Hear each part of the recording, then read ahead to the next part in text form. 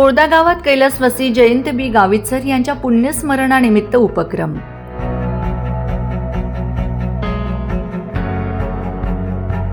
तीस एप्रिल 2026 रोजी जयंत बी गावितसर यांच्या 5व्या पुण्यस्मरण निमित्त कोळदा गावातील भगवान बिरसा मुंडा वाचनालयास शालोपयोगी व अभ्यासाव्यतिरिक्तची पुस्तके भेट देण्यात आलीत. या सामाजिक व शैक्षणिक उपक्रमामुळे गावातील विद्यार्थ्यांना व वाचनप्रेमींना मोठा लाभ होणार आहे.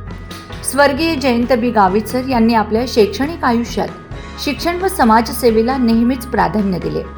त्यांच्या स्मृतिप्रित्यर्थ त्यांची ज्येष्ठ कन्या माया गावित व मुलगा शशिकांत गावित, चंद्रकांत गावित यांनी केलेल्या उपक्रमाबद्दल सरपंच व गावकऱ्यांनी गौरवोद्गार काढलेत. नमस्कार, मी माया गावित, कैलासवासी जयंत गावितसर यांची कन्या. दिनांक 30 एप्रिल रोजी माझ्या वडिलांचं 5वी पुण्यतिथी आणि या 5व्या पुण्यतिथीनिमित्त कोळदा गावातील भगवान बिरसा मुंडा या वाचनालयास मी काही पुस्तकं देऊ इच्छिते. तरी कोळदा गावाचे लोकनियुक्त सरपंच माझे लहान बंधू तेजस वसावे यांनी या पुस्तकांचा स्वीकार करा.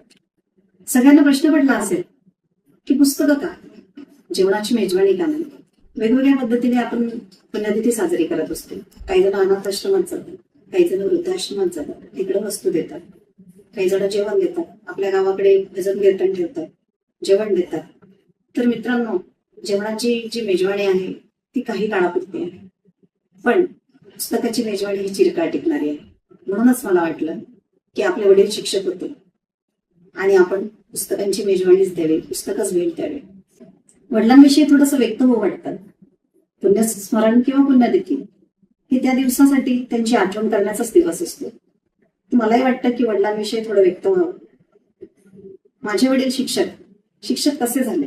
हलाखीच्या परिस्थितीत कुटुंबात कोणी शिक्षित नसताना सुद्धा त्यांनी डीएड केलं, नोकरीला लागले. नोकरी करत असतानाच त्यांनी पदवी प्राप्त केली. गणित हा विषय माझ्या वडिलांचा आवडता. गणित या विषयाचे हाडाचे शिक्षक होते माझे वडील. आणि नुसते शिक्षकच नाही, तर अनेक शिक्षकांच्या समस्या जाणून अनेक वर्ष माझे वडील शिक्षक संघटनेचे अध्यक्ष म्हणून सुद्धा होते. आणि शिक्षक पेशात मन रमणं एवढंच नाही, तर पुढे जाऊन त्यांनी शेती घेतली. शेती हा माझ्या वडिलांचा अतिशय आवडता विषय. आणि ते शेतीसाठी त्यावेळेस मित्रांनो कुठल्याही प्रकारचं गुगल किंवा कुठल्याही प्रकारचं इंटरनेटची सुविधा नव्हती. अद्ययावत शेती करण्यात माझ्या वडिलांना फार आवड होती. त्यावेळेस त्या काळात अनेक प्रकारच्या मासिकं आमच्याकडे येत असेल. कृषी अँग्रो असेल, अनेक प्रकारचे मासिकं होते जे माझे वडील वाचत असेल. ऊस कसा लावायचा, कशा पद्धतीने द्विपीक घ्यायचं, असे नवनवीन प्रयोग त्या पुस्तकातनं वाचून वाचून माझे वडील शेतीत प्रयोग करत असेल. शेतीची आवड असल्यामुळे वडिलांनी ऊस लागवड करण्यास सुरुवात केली. पुस्तकं वाचून का असेना ऊस लागवड करत गेले. आणि कोळदा परिसर असेल किंवा कोळद्यातले अनेक लोकांना कशा पद्धतीने ऊस लागवड करायचं हे सुद्धा वडिलांनी ज्ञान करून दिले. आणि म्हणूनच का असेना वडिलांना कोळदा परिसरातले किंवा कोळद्यातले जे प्रतिष्ठित लोक आहेत तर ते गुरु म्हणत असेल. अनेक असे लोक आहेत परिसरातले सुद्धा की ते वडिलांना गुरु म्हणूनच संबोधित करत असेल. आणि हे गुरु का झाले? पुस्तकांमुळेच झाले. आणि म्हणून मला वाटलं की गुरूंची पुण्यतिथी आहे आणि त्या पुण्यतिथीनिमित्त आपण पुस्तकं ही भेट दिलीच गेली पाहिजे.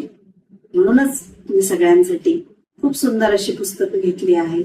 गावातील बालगोपाल आहेत तर त्यांचे सुद्धा पावलं वाचनालयाकडे वळावे, त्यासाठी मी त्यांच्यासाठी सुंदर असे रंजक कथा घेतल्या आहेत. युवा पिढीसाठी एमपीएससी यूपीएससी साठी लागणाऱ्या पुस्तकांचा संच मी या ठिकाणी घेतला आहे.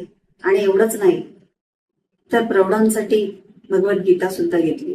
हे सर्व पुस्तकं मी भगवान बिरसा मुंडा ह्या वाचनालयास देऊ इच्छिते. धन्यवाद.